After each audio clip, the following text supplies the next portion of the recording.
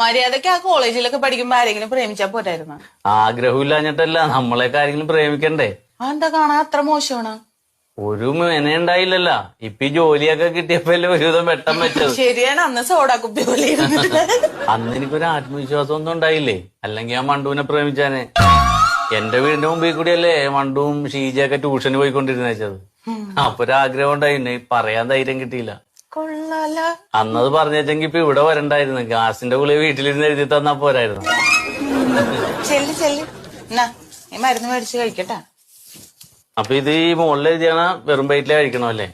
അപ്പൊ ഞാൻ രാവിലെ കഴിച്ചിട്ട് ഒരു 3 മണിക്ക് വരാം. എന്തിന്? അല്ല, ഒന്ന് കാണാലോ, ആശ്വാസം ഉണ്ടെ പറയാല്ല. 5 ദിവസം കഴിഞ്ഞ് വന്നാ മതി. എന്നാ ഫോൺ നമ്പർ ഒന്ന് എഴുതിയേരി, എന്തെങ്കിലും സംശയം ഉണ്ടെ വിളിക്കാലോ.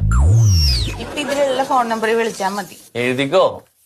ഇതിലുള്ളത് വിളിച്ചാ മതി. മതി, അതിൽ അച്ഛനാരെങ്കിലും എടുത്താലേ. ചെല്ലി.